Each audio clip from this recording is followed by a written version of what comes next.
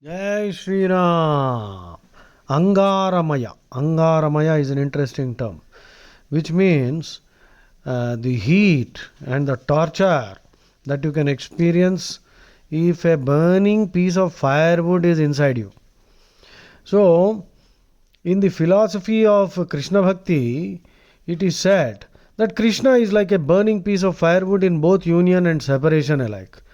The state of Mahabhava, the highest experience of spiritual love. Mahabhava in its perfect maturity, Adhirudha, is a state in which the thrill of union and the torture of separation coexist simultaneously. Each one contributing to the other and mingling as a common sentiment. This is the stage of bliss and pain arising respectively from the union and separation from Krishna, in which all the happiness existing in the crores of universe and all the pain produced by the bite of all the snakes and stings of all the scorpions are felt as but a drop in the ocean. How the Gopikas passed through these alternations of union and separation and finally got stabilized in their sentiment of divine love, Krishna Bhakti, when they parted from Krishna for the last time at Syamanta Panchaka, is described in the Narayaniyam. Okay. See, we must know that in the Bhagavatam, no particular Gopika by name Radha is mentioned. So, Radha is mentioned in Brahma Vaivarta Purana, but not there in Bharatam, Harivamsham, Vishnu Puranam, or Bhagavatam.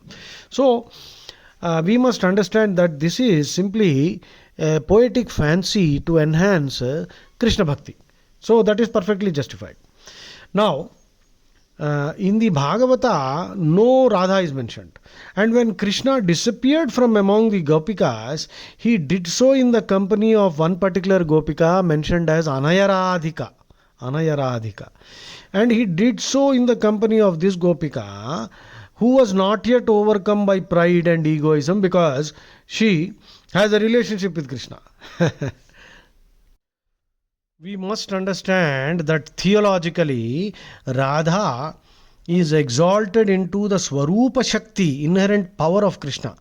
Just as Sita is the Shakti of Rama, Radha is the Swarupa Shakti, inherent power of Krishna, a transcendental principle which has been what you call personified. And Radha expresses herself in every Jivatma as Bhakti. So the Bhakti that you feel for Krishna is Radha. Dhara Radha. It flows. The Dhara. The word Dhara means a flow. So when Krishna Bhakti starts flowing, then you can realize Radha within yourself. Radha therefore is the Swarupa Shakti and a transcendent principle whose expression in the Jiva is Bhakti. See, Radha in Vrindavan is only her manifestation to fulfill Krishna's mission of teaching divine love. Krishna is teaching us divine love, divine bhakti through his own power, which is called Radha. In fact, every Gopika is an emanation of Radha. Every Gopika is nothing but Radha in a different form.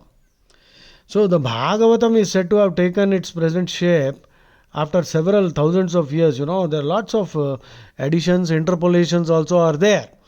And these interpolations have given scope for critics to talk all kinds of nonsense about Krishna. But a true bhakta has no problem. It is all poetry, it is all metaphor to, exalt Krishna bhakti. So we have no problem with that. Some fools want to see nonsense there, yes. जिसके दिमाग में भूसा भरा है, उसको वही दिखेगा. So, we must understand that all the poetry, the poets, you have Gita Govindam of Jayadeva, the bridal mysticism. You see, Gopikas are portrayed as women who were attracted to Krishna by the urge of kama, sex instinct. But Krishna transformed that sex instinct into pure love, and they were canonized or beatified, to use the Christian term. You see, the influence of Krishna Bhakta will transform all base emotions into the highest form of bhakti, which is called Radha. You can hate Krishna, and that is called Vidvesha Bhakti, Kamsa. Kamsa was actually Bhaya Yogi, a Bhaya Yogi. He was scared. He was so scared of Krishna that he was constantly thinking of Krishna, and that helped him gain moksha. Shishupala is actually Hiranyakashipu reborn. This fellow was a Vidvesha Bhakta. So he used to hate Krishna. So, irrespective of the emotion with which you are attached to Krishna, Krishna will save you. It doesn't matter what is the emotion. It could be kama, which is sex instinct, or bhaya, like Kamsa, or hatred, like Shishupala. That's the beauty of Krishna. So you have to somehow get attached to Krishna, irrespective of the emotion.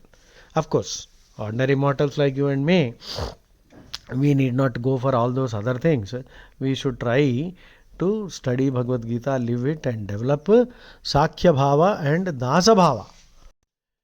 See, here we must also remind ourselves of the analogy of medicine. You see, if the patient does not know what are the contents of the pill, the medicine that is given to him, it doesn't matter.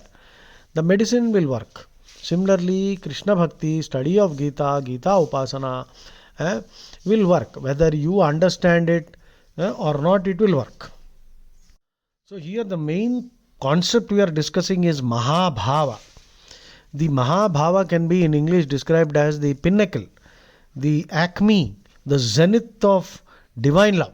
Mahabhava is the acme of divine love, zenith of divine love, in which union and separation mutually contribute to the plenitude of bliss. Union and separation, Angara, Angaramaya, Sringaramaya, both of them together, they complement each other and create the highest experience of ecstasy, bliss. That is called Mahabhava. So, to repeat it, Krishna's love can be, or Krishna's love for us is redemptive love. It will redeem you of all the negative emotions, Arishad Vargas. Irrespective of the sentiment with which you are attached to Krishna, He will like a philosopher's stone alchemize everything. You will be transformed. Therefore, Krishna's love for us is redemptive love. So, study of Gita, again I am repeating, study of Gita and Krishna Bhakta has the most supreme redeeming power. Redemption. Redemption means freedom from all suffering. Redeem means to recover. Now, redeem is a word with different meanings in different contexts in which you are using it. Salvation, moksha, nirvana, redemption, freedom from all suffering. So, Krishna Bhakti has the most redeeming power of all bhakti. So, Mahabhava is a feeling that you will experience once you start Gita Upasana and Krishna Bhakti.